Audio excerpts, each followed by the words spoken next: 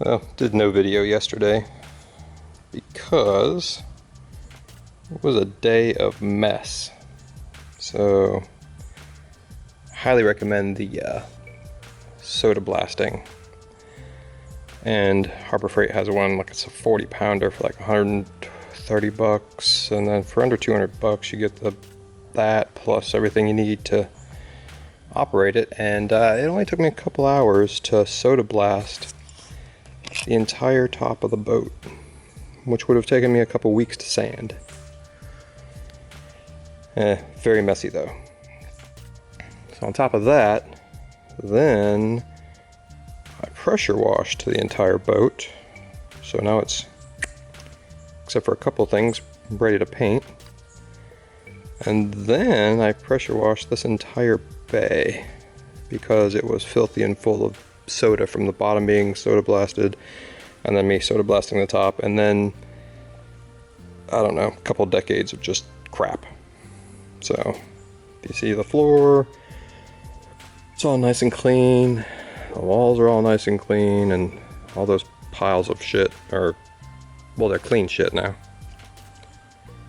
But I'll go show you what the boat looks like on the top.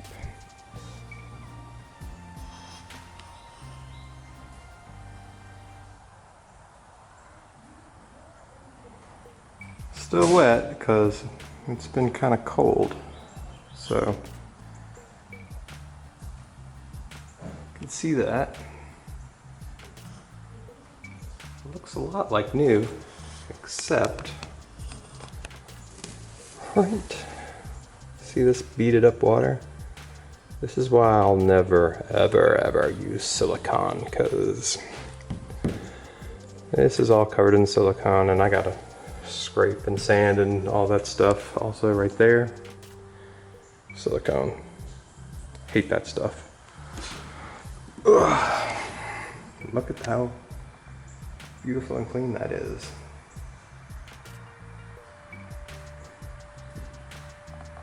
Yeah, highly recommend the soda blaster. That plus a good pressure washer makes all this nice and clean and easy. Especially sanding, trying to sand that would be ridiculous. All this texture, ridiculous. No.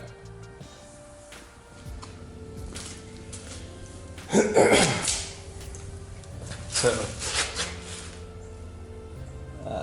this has obviously been repaired before. There's a crack all the way around here.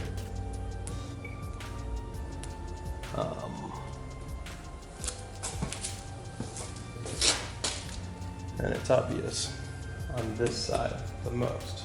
So let's switch it around. All right, so there has been some previous repairs done on this boat. Here's the keel. Keel joint here has been repaired all the way around.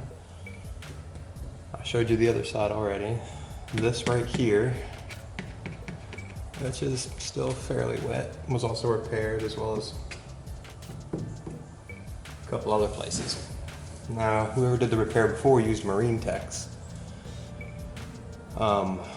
which is really hard and great for some things, but I don't think underwater is an especially good spot for it unless you're going to fiberglass over top of it, which they did not. They just put a bead around, and then this hole right here was nothing but a patch of marine tech shoved up and squared off with nothing around the edges. So you had that really hard marine text, a sharp edge all the way around, and then they just painted it, which means all that water was just forcing its way up into there, which is probably why it keeps dripping for weeks. Also probably why water kept getting in around the keel joint. So instead of taking fiberglass and going this entire place right here, which is what I'm gonna do, they just marine text, paint. And all that hydraulic force was just pressing in and pressing in and pressing in until the entire hull filled with water. And it's all ooey gooey and stuff. Yeah, see right here is a really good shot of that gray marine text just It's not really done well. But yeah, so I got to grind all this out today. And make a nice little part to put fiberglass in, and then probably glass all the way up this and then out to about right here. And then this right here will have to be, you know, feathered out to about right here. Good to go.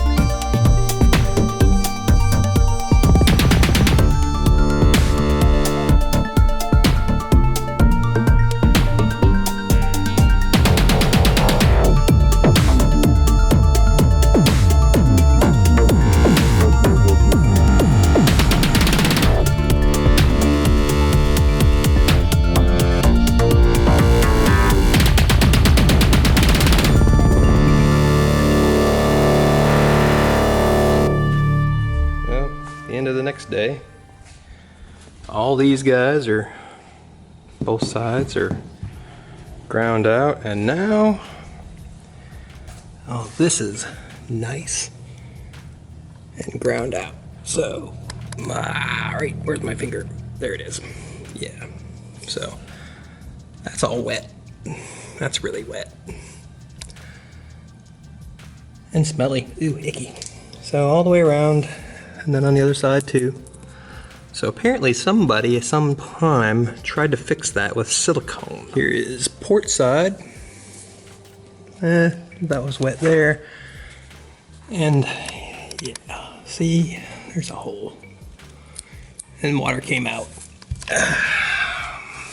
Lots of water came out. And then also, that was a lot wetter, so that's good. This side dries faster. Eventually we're gonna have to whatever, but all this will be faired all the way down and then all the way back. This guy's still just tons of water coming out, but all the grinding should be done now. Let's go upstairs. All of that used to be down there, so that's pretty stripped out. All the nuts for the track are off. You know, there's the things for the shrouds. Just gotta pull those out on both sides. And I'll wait till tomorrow to do video down there because I don't feel like getting up on top of the boat again, but all that's coming home. It's all going to be epoxy to make sure it's strong, because it's gotten wet a little bit. And probably just going to paint it all white. Yeah, everything just white.